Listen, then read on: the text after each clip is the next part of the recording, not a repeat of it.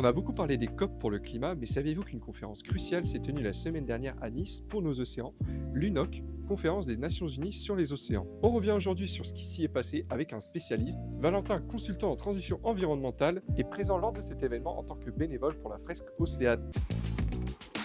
Cette COP pour les océans est primordiale parce que les océans en fait absorbent 90% de notre énergie qui arrive sur Terre en surplus à cause des effets de serre additionnels. C'est quelque chose qui est très méconnu. À force de brûler des gaz à effet de serre, donc ça va être du CO2, du méthane avec l'agriculture, on va créer un effet de serre additionnel et tous les rayons du soleil qui arrivent sur Terre, en fait, au lieu de repartir vers l'espace, reviennent sur Terre. C'est pour ça qu'il fait de plus en plus chaud. Donc il y avait beaucoup d'enjeux en tout cas pour les océans et l'océan en général est très absent des conférences et des engagements climatiques et c'était primordial en tout cas de lui donner un vrai espace de discussion à l'UNOC. Il y a eu de belles déclarations, il y a eu quand même des pays qui ont signé le traité sur la haute mer. Bon, il nous reste encore 10 pour vraiment qu'il soit ratifié. Je pense que ça a manqué de transparence et de clarté.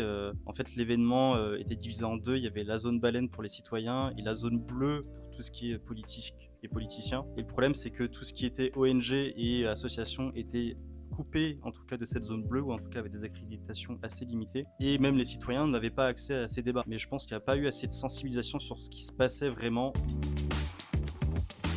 Je pense que ça va être l'influence des États-Unis derrière malheureusement. On sait que Trump a clairement annoncé sa volonté d'aller dans les fonds marins pour exploiter les minerais et justement ce traité viserait à protéger ces fonds marins, la biodiversité marine au fond des océans.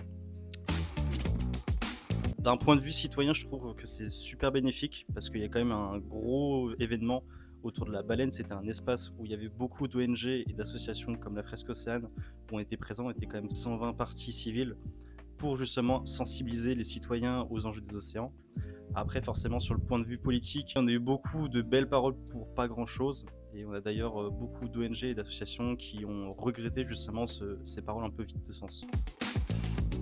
Alors, il y a eu beaucoup de promesses qui ont été faites, énormément, que ce soit sur le plastique ou l'argent donné, les investissements. Donc, à voir si vraiment cet argent est utilisé à bon escient pour en tout cas protéger les océans et à voir qui utilise cet argent et dans quel contexte. Comme Valentin, nous sommes aujourd'hui dans l'attente d'engagements concrets. Les enjeux sont connus, les constats partagés, mais les décisions tardent à suivre. En espérant que cette conférence marque malgré tout un pas vers une protection réelle des océans. Merci à lui pour cet échange accordé à Galette Saucisse Média. D'autres contenus arrivent très prochainement, alors n'hésitez pas à vous abonner. C'était Léo de Galette Saucisse Média.